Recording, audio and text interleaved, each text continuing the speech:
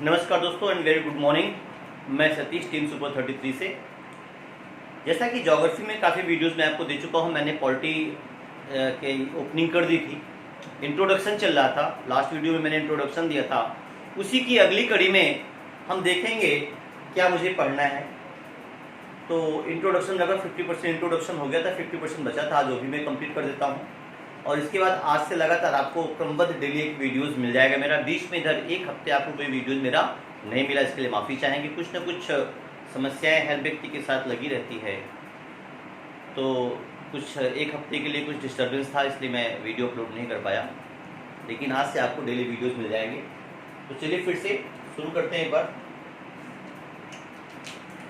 Last videos में जो हमने आपको पॉलिटी में डिस्कशन किया था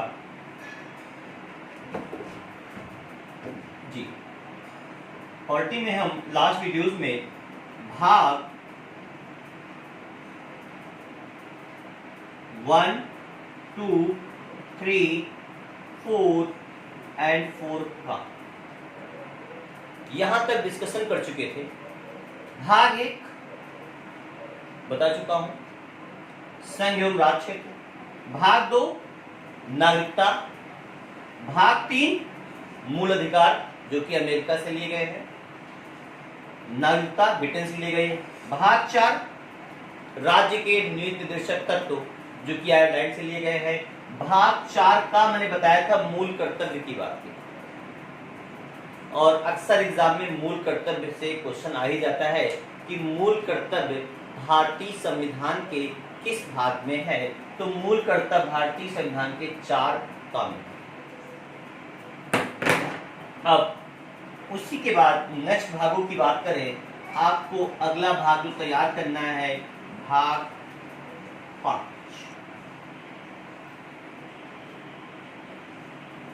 भाग 5 में संघ। संघ के अंतर्गत जितने भी पद आते हैं, चाहे राष्ट्रपति का हो, राष्ट्रपति का के बारे में पढ़ेंगे। मुख्य न्यायाधीश हो गए इसके अंतर्गत आपके। इसके अलावा महान न्यायवादी हो गया, महाअधिवक्ता हो गए। ये सारे जो बड़े बड़े पद हैं, ये सब भाग 5 जो केंद्र के संघ के अंतर्गत आते हैं, ये सब भाग 5 में हम डिस्कशन करेंगे। जैसा कि पता है आपको कि 51 का मूल कर्तव्य था। 52 से लेके आर्टिकल नंबर 151 तक ये पूरा संघ के अंतर्गत भाग 5 में जाएगा। और सबसे ज्यादा इंपॉर्टेंट पार्ट अगर हम कहें संविधान में, जहां से क्वेश्चन बिल्कुल से शॉर्ट है, तो यहीं से मिलेगा भाग 5। भाग 5 इंडिविजुअल नहीं पूछा गया किससे संबंधित है, लेकिन ये जान लीजिए, क्योंकि यहाँ से सीधे क्वेश्चन आता है, ये नहीं पूछता भाग 5 कि किससे संबंधित। तो ऐसे जान लीजिए भाग 5 में आप संघ पढ़ेंगे।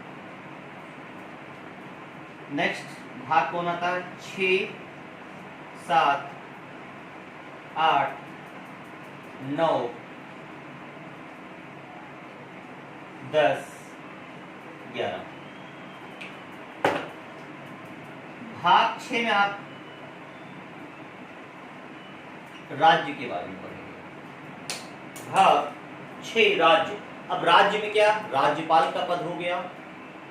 राज्य में क्या क्या? विधानमंडल हो गया। इन सब के बारे में भाग 6 में पूरा हम चर्चा करेंगे। और भाग 7 निरसरित कर दिया गया है, मीन्स हटा दिया गया है। इसका निरसरण हो गया है, हटा दिया गया है, ये अब आपको नहीं देखना है। फिर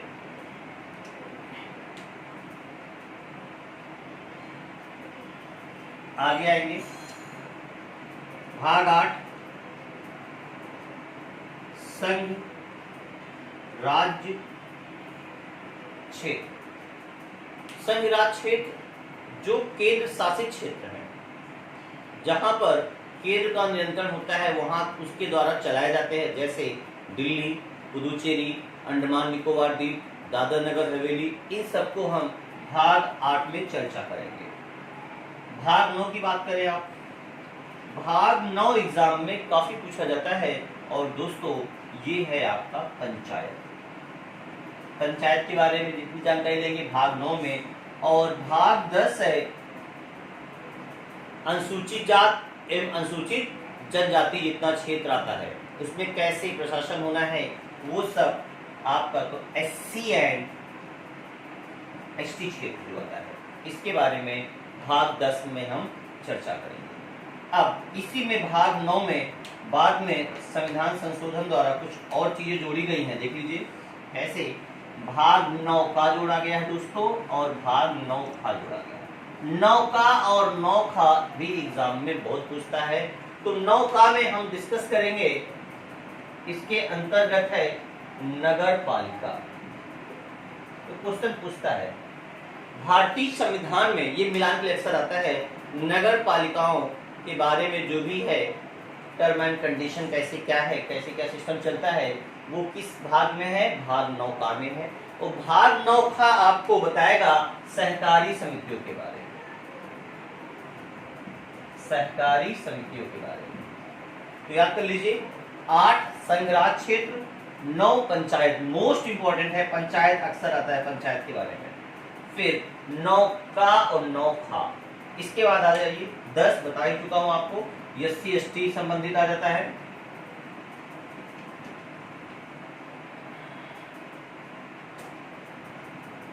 नेक्स्ट इंपॉर्टेंट भागों की बात करेंगे, तो इंपॉर्टेंट भाग तो आपके दोस्तों हैं, मैं 10 पहुंच गया था, 11, 12, 13, 14 एंड एक और ऐड होगा 14 का एंड 15।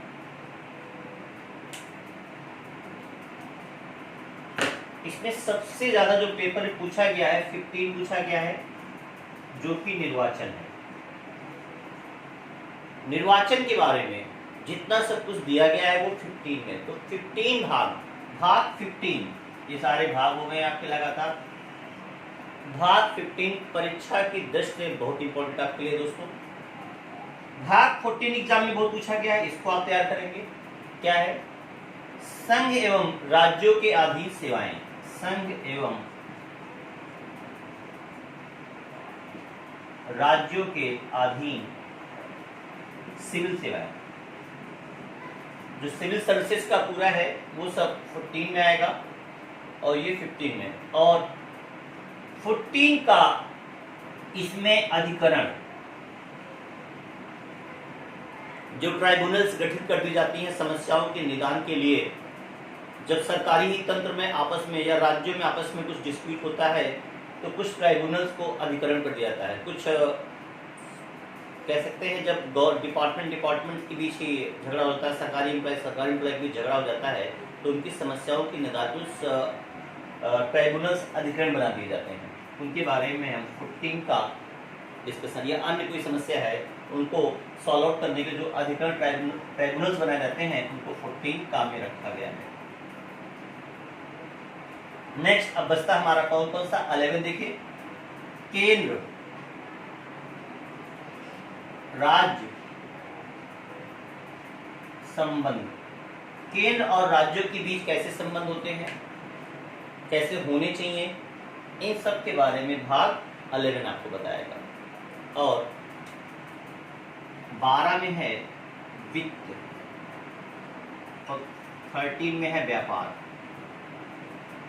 व्यापार के बारे में भाग 13 में पढ़ेंगे, वित्त के बारे में 12, केंद्र और राज्यों के संबंध के बारे में 11 बताएगा।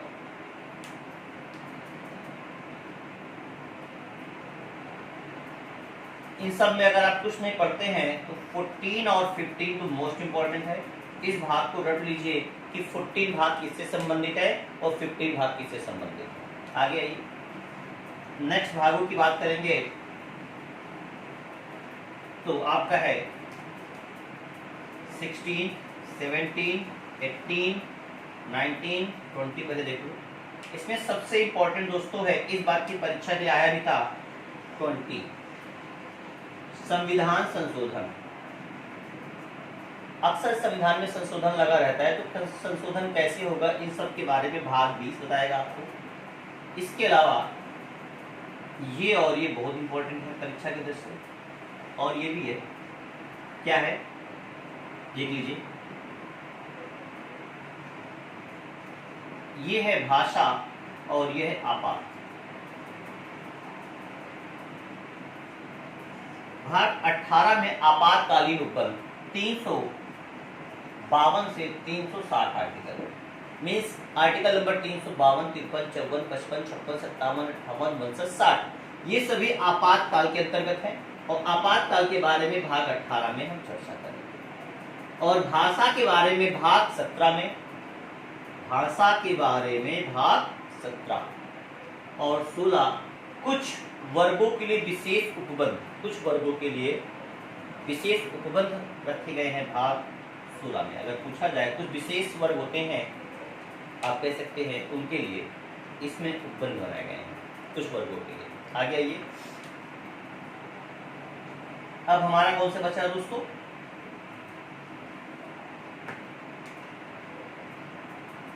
उन्नीस, 20, 21 एंड 22।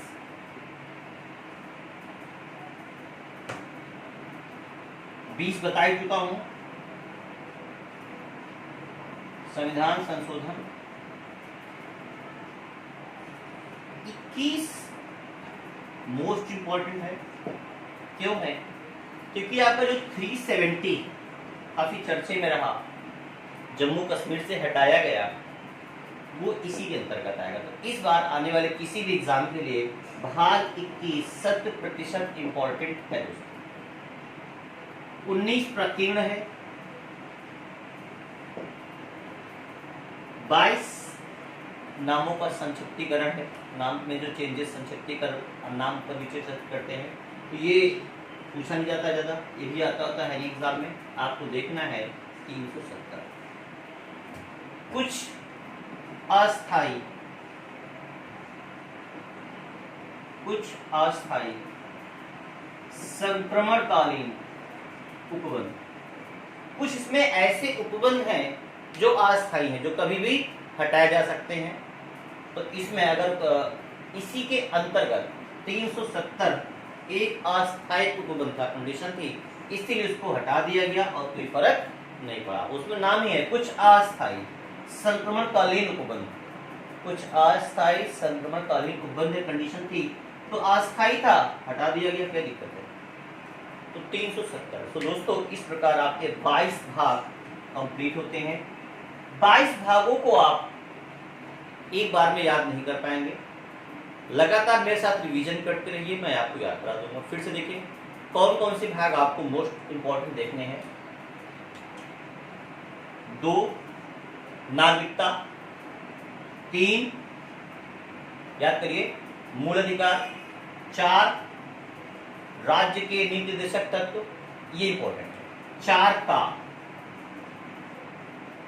मूल कर्तव्य, मूल कर्तव्य कहां से लिया गया दोस्तों? रूस से। 4 अभी बताया था राज्य के नीति निर्देशक तत्व कहां से? आयरलैंड से। 2 नागरिकता ब्रिटेन से, मूल अधिकार अमेरिका से। हटाइए इसको। इसके बाद आपको जो इंपॉर्टेंट है वो देखना है, जो पेपर पूछा जा रहा है लगातार दोस्तों, वो है 9 पंचायत, 9 का नगर पालिका भी बताया मैंने। इसके अलावा इंपॉर्टेंट है जो आ सकता है भाग 10, अभी पेपर में सडनली पूछा भी गया था, SC एंड ST के लिए प्रशासन क्षेत्र दिए, SC ST के क्षेत्र के बारे में बताया गया है। आगे आइए, भाग नेक्स्ट इंपॉर्टेंट है आपके लिए, जो एग्जाम में आ सकता है 14, क्या था? संघ एवं राज्य क्षेत्र है, उनके अधीन जो सिविल सेवाएं हैं वो इसमें आएंगी। नेक्स्ट 15 निर्वाचन बताया मैंने आपको, निर्वाचन मोस्ट इंपॉर्टेंट दोस्तों, रट लीजिए। 16 क्या था? कुछ वर्गों के लिए विशेष उपबंध बताए थे मैंने आपको। इसके अलावा ये इंपॉर्टेंट है 17 भाषा, भाषा के बारे में भी एग्जाम में पूछा भी गया था। आर्टिकल नंबर 343 मोस्ट इंपॉर्टेंट है, वो देख लीजिए।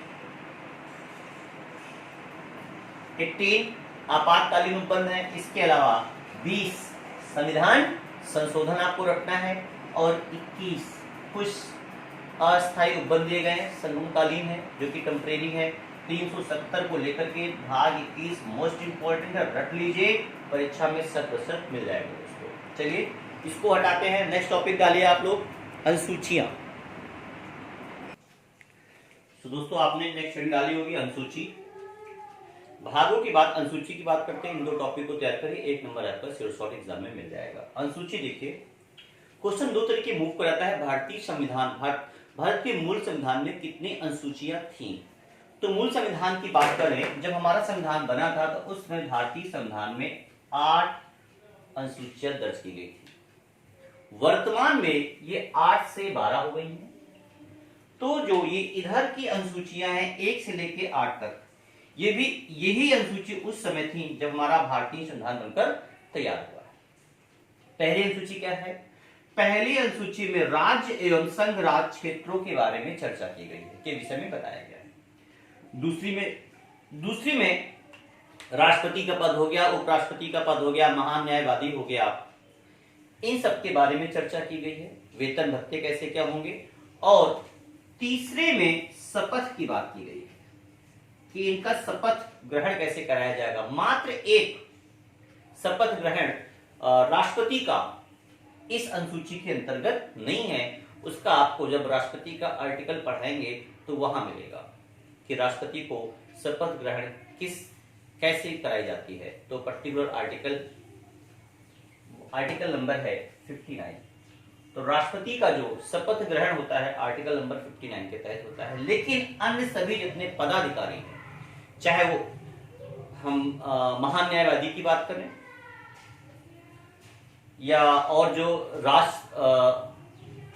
राष्ट्रसभापति की बात करें, उपराष्ट्रपति की बात करें, लोकसभा अध्यक्ष की बात करें, जितने भी बड़े पद बैठे हुए हैं केंद्र में, उनका लगभग जो है शपथ होता है तीसरी अनुसूची के तहत। और चौथी अनुसूची तो मोस्ट इंपॉर्टेंट है और पिछले लेक्चर में बताया भी था और इस बार ये परीक्षा में आ भी गई थी। राज्यसभा में सीटों का आवंटन, सबसे ज्यादा पेपर में यही आती है। राज्यसभा में सीटों का आवंटन किस अनुसूची के तहत है? अनुसूची नंबर 4। और दूसरी और तीसरी भी अनुसूची काफी एग्जाम में पूछी गई है। 5वीं अनुसूची की बात करें,